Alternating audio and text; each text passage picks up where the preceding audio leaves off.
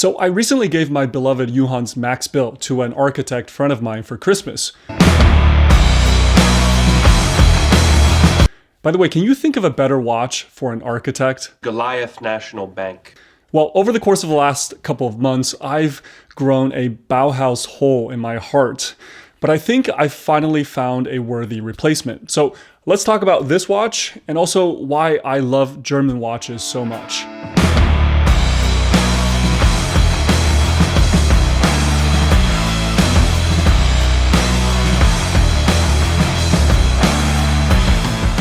Hey guys, I'm Max and this is Watch Crunch. Are you looking for a watch forum with some personality? Well, you belong on watchcrunch.com, the best online watch community. So just to clarify, what do I mean when I say German watches in this video? Well, I see watches that come out of Germany in three main categories. There is the high horology houses like Langensonnen, Glashütte Original. Then there are the Flieger type watches coming out of companies like Stowa, Laco, Wempe. Lastly, and what we're going to be talking about in this video will be the Bauhaus inspired watches from the likes of Junghans and Nomos. So the Max Bill was one of my favorite dress watches. Wearing it was like wearing a piece of design history. Max Bill, the man, was of course a student of the original Bauhaus school who went on to design everything from watches, clocks, buildings, and sculptures. And I knew that replacing this iconic watch was going to be difficult. But I came across a post on this watch by a fellow Watch Crunch member, and it was love at first sight. This was the Junghans Meister driver. The Meister driver collection doesn't hail directly from the school of Bauhaus, rather it reaches back just a little bit further to the era of the first automobiles at the turn of the 19th century. This collection draws inspiration from the dash clocks of these cars. And what I didn't know was that Arthur Junghans actually worked with Maybach on some of the earliest dash instrumentation in their cars. The Meister driver collection has about a dozen watches, including automatics, chronographs, and even this model, the 3607 Hans Aufzug. Yes, I'm probably butchering that, but it stands for hand wound. And this model stood out to me, perhaps because it's the most Bauhaus looking of the bunch. It has a deep brown dial that is curved and gives it almost a fume effect at certain angles. The earth tones then is carried onto the khaki colored subdial S6, which houses a small seconds function. Perfect dial symmetry is achieved with this layout, as well as a lack of a date function. The Arabic numerals are also this khaki color. They're not just painted, but also raised above the dial. Now, I know Fotina is an acquired taste, but the use of it in a retro style watch like this is fitting and I think looks fantastic. Slender dolphin-style hands stretch across the expansive dial to reach a gray minute track at the periphery.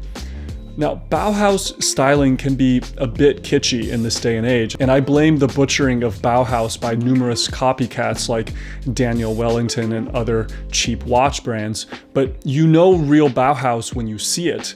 It can be hard to explain, but it's often something that looks way too good to be so simple. So let me explain three main reasons why this watch has got it and why I think Bauhaus deserves a spot in everyone's collection. Number one for me is simplicity, but this concept is the most easily misinterpreted. Simple does not equate to sparse or basic. Instead, it's illustrated here in the style design with the intentional use of negative spaces. This watch, like a lot of Junghans and Nomos designs, pays purposeful attention to spacing. There is room on the dial to breathe, but nowhere does it feel empty.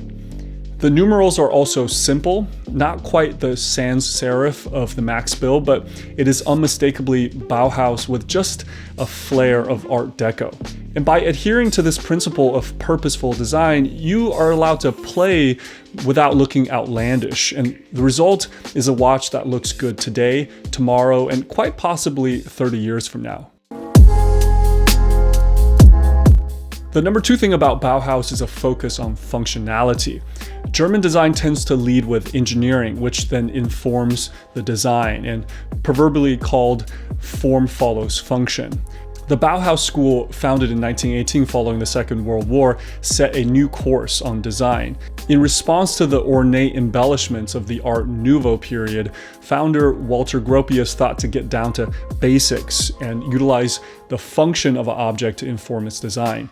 Bauhaus believes that everyday objects can be beautiful if you just let the innate properties of it shine through. And the case of this Meister driver is a great illustration of that. From afar, it looks like a basic sort of circular design, but looking closer, it has a very slim, elegant, polished bezel that frames the expansive bubble plexiglass. And then that curvature is extended onto the back of the watch with a convex display caseback. This shape is not just visually pleasing, it's also superbly comfortable on the wrist. At just under 38 millimeters wide and 8 millimeters thick, it's the perfect dress watch size. And the big reason I prefer Junghans over Nomos these days comes down to the lug design. Nomos uses lugs that typically are long and often are used as statement pieces, whereas the lugs on Junghans just gets out of the way. Without a lot of extra real estate on my 6.5-inch wrist, you can imagine my gripes with long lugs. The third principle of Bauhaus that's often forgotten is the goal of making good design accessible to the masses. Achieving this with technology and mass production methods. And in that vein, we don't fault Junghans for using an off-the-shelf ETA 7001 hand-wound movement. Rather, they should be commended for taking every measure to keep costs down and to give us a caliber that can be easily serviced. The winding action of this movement is actually quite pleasant and is achieved with a signed crown bearing the Junghans star. This basic movement has 17 joules, beats at 3 Hz with 42 hours of power reserve. This, along with the use of plexiglass crystal, allows you to get this entire package for a little more than $1,000. And you just can't do much better than that. But we have to realize that at this price point, there are some sacrifices that need to be made and imperfections to be found. So let's take off our rose-colored glasses for a moment and put on our macro lenses for a closer look. You'll notice there is visible roughness on the edge of these hands. And the movement, though having some colorful bits and Geneva striping, is pretty basic using these stamped discs rather than milled wheels. The factory strap is stiff and underwhelming for me, so I replaced it with this tweed fabric one from Huddersfield. I feel that it softens up that stern Germanness just enough.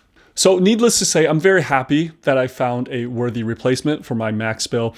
I really respect Junghans for their ability to deliver such compelling packages at a great price.